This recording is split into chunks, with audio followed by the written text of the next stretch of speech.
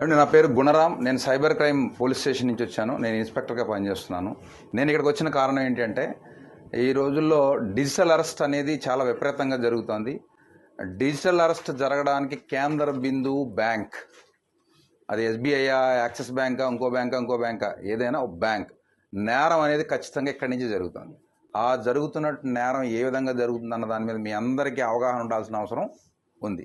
Digital arrest పేరుతో లేకపోతే ఈ సైబర్ క్రైమ్ ఫ్రాడ్స్ పేరుతో సుమారుగా మన ఆంధ్రప్రదేశ్లో ఈ సంవత్సరం అంటే జాన్యువరి నుంచి ఇప్పటివరకు 800 కోట్ల రూపాయలు పైబడి డబ్బులు పోయినాయి అంటే ఒక్కసారి మీరు గమనించండి.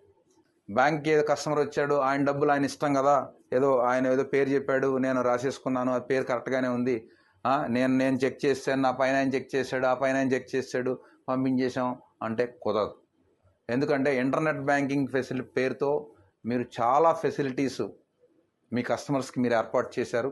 మీలాగే భారతదేశంలో అన్ని బ్యాంకులు ఏర్పాటు చేశాయి. కానీ ఏర్పాటు చేసిన దాన్ని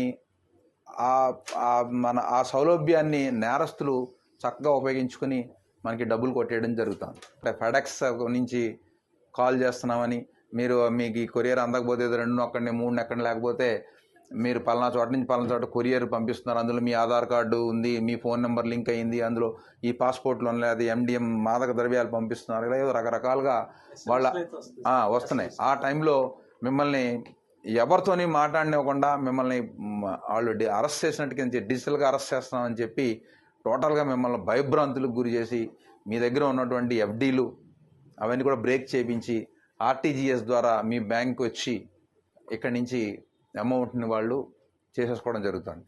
ఈ ప్రాసెస్ అంతా ఎలా జరుగుతోంది? మేము అన్ని కేసుల్ని పరిశీలించిన తర్వాతన మేము టోటల్గా CP గారు మా టీం అంతా కూడా మేము ఒక క్వశ్చనేర్ తయారు చేయడం జరిగింది. ఇది క్వశ్చనేర్. ఈ క్వశ్చనేర్ కనుక మీకు ఎవరైనా జాగ్రత్తగా వినండి, మీకు దగ్గరికి ఒక కస్టమర్ వస్తారు, అకౌంట్ నుంచి 2 లక్షల రూపాయలు పైబడి వేరే అదర్ స్టేట్ ఖాతాకి దేనికైనా వాళ్ళు ఎక్కువ అమౌంట్ ట్రాన్స్ఫర్ చేస్తున్నారు అంటే మీరు ఫస్ట్ చేయాల్సింది ఏంటి? అలా ఎందుకు డబ్బు ట్రాన్స్ఫర్ చేస్తున్నారు, కారణం ఏంటి? వాళ్ళు ఏదో చిన్న పొడి వాళ్ళు భయంలో ఉంటారు. అది మీరు గమనించాలి. అతన్ని గమనించాలి. అతని మొహం కవళికలు ఎలా ఉన్నాయి, ఫోన్లో మాట్లాడుతున్నాడా, ఏం చేస్తున్నాడు, ఏంటి, ఫోన్ అవసరం ఫోన్ కట్టేమని చెప్పాలా, కట్టనండి, లేదు నాకు ఏదో అంటాడు అంటే మీరు వెంటనే పట్టుకోవాలి, ఏదో జరుగుతుంది. ఇది మీరు అడ్డంగా అవసరమైతే గొడవ పెట్టుకోండి, ఏం పర్వాలేదు, మాకు ఫోన్ చేయండి, మేము వస్తాం. ఇప్పుడు మొన్న ఇదే SBI బ్యాంకులో 1,25,00,000 ఒక్కసారిగా వెళ్ళిపోయినాయి. మళ్ళీ ఇదే SBI bank Tiruvuru branch manager గారు వచ్చిన అబ్బాయిని గమనించి చేయడం వల్ల 60 లక్షల రూపాయలు ఫ్రాడ్ ఆపగలిగాడు. ఇదే మహబూబ్ నగర్లో SBI బ్రాంచ్లో ఇలాగే ఒక బ్యాంక్ మేనేజర్ గారు వెంటనే మాట్లాడి అక్కడ కూడా ఆపగలిగాడు.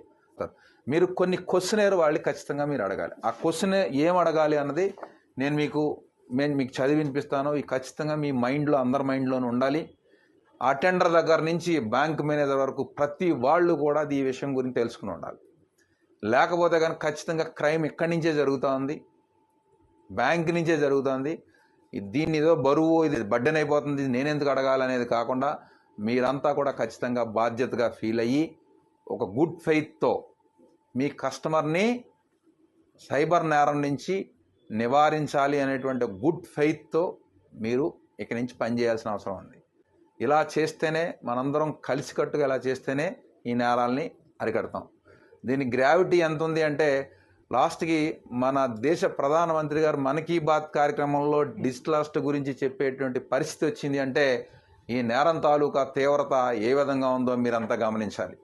మళ్ళీ ఫామ్ నెక్స్ట్ ఎవరికో పంపిస్తారు, నెక్స్ట్ బ్యాంకు మీరు వచ్చింది కదా అని ఇలా గీసేసి సంతకాలు పెట్టేసేసి మనం ఇలా చేసేస్తామంటే మాత్రం ఇక్కడి నుంచి కుదరదు. తేడా వచ్చిందంటే మీరు కూడా కేసుల్లో ఇరుక్కుంటారు. టార్గెట్ పీపుల్ ఎలా గుర్తించాలి అంటే 2 లక్షల రూపాయలు పైబడి తన SBI అకౌంట్ నుంచి, సేవింగ్స్ అకౌంట్ నుంచి ఎవరైతే నెక్స్ట్ కరెంట్ అకౌంట్స్ ఉంటాయి కదా, ఆ కరెంట్ అకౌంట్కి RTGS ద్వారా ట్రాన్స్ఫర్ చేయాలని అనుకుంటారో వాళ్ళని మీరు ఫస్ట్ టార్గెట్ గ్రూప్గా మీరు గుర్తించి అయ్యా ఎందుకు చేస్తున్నారు, ఏం క్వశ్చన్ అడగాలంటే మీ పేరుతో అరెస్ట్ వారెంట్ జారీ అయిందని ఎవరైనా మిమ్మల్ని భయపెట్టారా, మీరు స్పందించకపోతే వెంటనే అరెస్ట్ ఆర్డర్ అమలవుతుందని బెదిరించారా? మీ మీద నాన్ బెయిలబుల్ కేసు నమోదైందని చెప్తున్నారా? మీ కేసు లా ఎన్ఫోర్స్మెంట్ ఏజెన్సీలకు పంపించామని బెదిరిస్తున్నారా? అరెస్టుకు ముందు ఇది మీకు చివరి హెచ్చరిక అని బెదిరించారా? మీ ఖాతాలో అనుమానాస్పద లావాదేవీలు గుర్తించామని చెబుతున్నారా? మీ ఫోన్ నెంబర్ క్రిమినల్ కార్యకలాపాలకు లింక్ అయిందని భయపెడుతున్నారా? విదేశాలకు కొరియర్ ద్వారా పంపుతున్న ల్యాప్టాప్లు, పాస్పోర్ట్లు, సిమ్ కార్డులు, మాదక ద్రవ్యాలు వంటి నిషేధిత వస్తువులు మీ పేరుపై ఉన్నట్లు ఎయిర్పోర్ట్లో గుర్తించామని చెబుతున్నారా? మీరు నిషేధిత కంటెంట్, ఉదాహరణకు చైల్డ్ పోర్నోగ్రఫీని యాక్సెస్ చేశారని ఎవరైనా బెదిరించారా? ఈ లావాదేవీకి సంబంధించిన వ్యక్తి మీకు వ్యక్తిగతంగా తెలుసా? డిజిటల్ అరెస్ట్, ఫైన్ లేదా నాన్ బెయిలబుల్ కేసు పేరుతో మీపై ఒత్తిడి తెచ్చి డబ్బులు ట్రాన్స్ఫర్ చేయాలని చెప్పారా? మీరు ఎవరితోనైనా ఫోన్లో మాట్లాడుతున్నారా? సిబిఐ, కస్టమ్స్, ఈడీ లేదా పోలీస్ అని చెప్పి మీకు వీడియో కాల్ చేసి చూపించి భయపెట్టారా?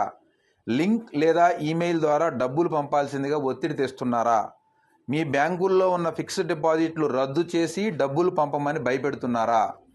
మీకు గల ఆదాయ వనరులు 1 సంవత్సర కాలానికి లెక్కగట్టి దానిలో సగం డబ్బులను పంపమని బెదిరిస్తున్నారా? ఈ ఖాతాకు గతంలో మీరు ఎప్పుడైనా నగదు చెల్లింపు చేశారా? మీరు ఈ లావాదేవీ చేయకపోతే చట్టపరమైన సమస్యలు ఎదురవుతాయని బెదిరించారా? CBI, ED, customs, police video call ద్వారా అరెస్టులు చేయవని మీకు తెలుసా? సైబర్ నేరాల పట్ల అప్రమత్తంగా ఉండి వెంటనే 1930కి కాల్ చేయండి. నేను యాక్చువల్గా ఈ క్వశ్చన్ అంతా చదవడానికి 1 మినిట్ లేదా 1.5 మినిట్ పట్టింది.